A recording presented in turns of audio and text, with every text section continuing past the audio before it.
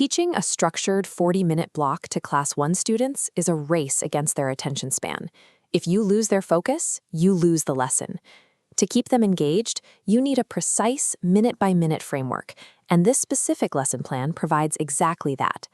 By the end of this block, the students will achieve 3 specific targets: recognizing the letters K and L, pronouncing their distinct phonetic sounds, and identifying 4 specific target words. Look at this flat lay layout. To execute properly, your prep work happens before the bell rings. You need a textbook, bold flashcards for K and L, props for a kite, a kingfisher, a lotus, and a leaf, alongside a ready whiteboard marker. Turning your back to search for a prop or sketch a quick drawing gives the class a window to drift. That 3-second pause is all it takes to derail the energy of the room. Having these tools staged at your desk ensures a seamless transition.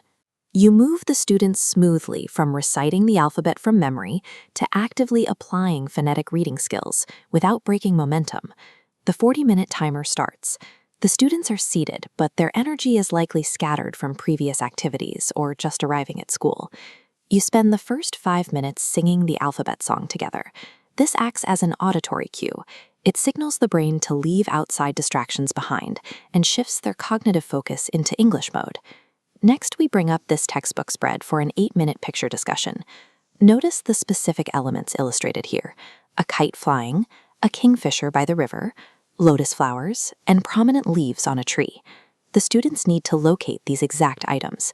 A common misstep here is asking, "Do you see the bird?"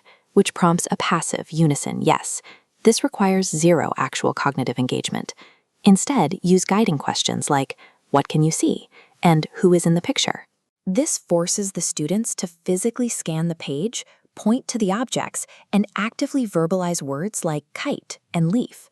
Prioritizing this student-led discovery over teacher-led lecturing builds the baseline confidence the class needs for the rigorous vocabulary drills coming next. Step 3 is the whiteboard phase. This initiates the most intensive 15 minutes of the entire lesson.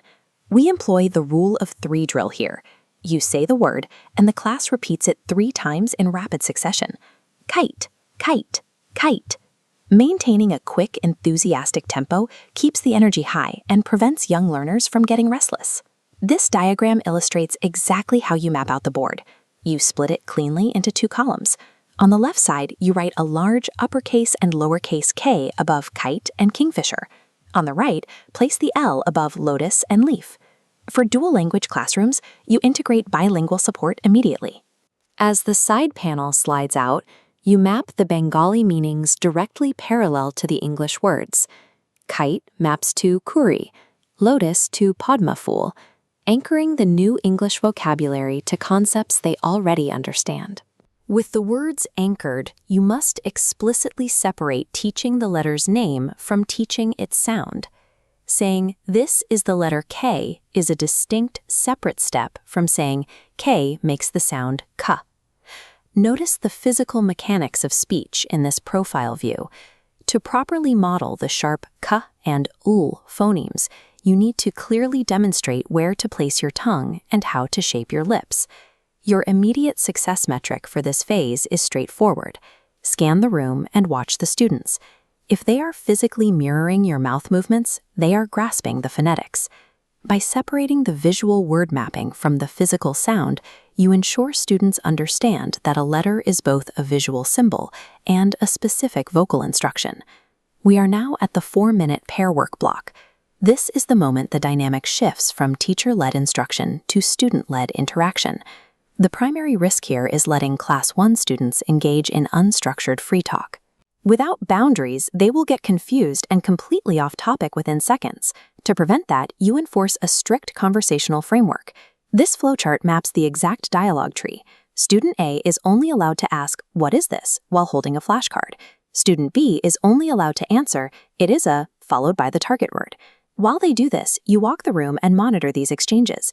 You listen specifically for the correct, sharp pronunciation of those 4 target words. Providing this rigid script creates the psychological safety young children need to practice independent verbal communication. The final 3 minutes of the block require a high-energy, rapid-fire assessment to lock in the new knowledge before the session ends. Look at this checklist. You will ask 5 specific questions. Which letter is for kite? which is for leaf. Say a word starting with K, say one starting with L, and finally, point to the lotus in the picture. Each of these questions maps directly back to the exact learning outcomes we defined in the very first minute of the lesson plan. You finish by assigning the home task. It has 4 parts: writing the letters K and L 10 times each, drawing and coloring a kite and a lotus, and reading the new words 3 times out loud with their parents.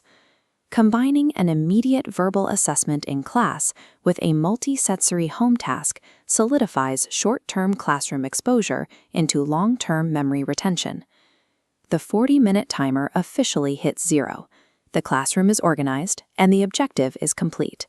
In under an hour, the students progressed from reciting an alphabet song from memory to independently identifying new words, mastering specific phonetic sounds, and speaking to each other in pairs. This result was achieved because you stuck to strict pacing, utilized the rapid-fire rule of 3, and relied on clearly structured visual aids. Following this specific 5-step framework moves the students from simple alphabet recognition to active verbal use of the target letters and words.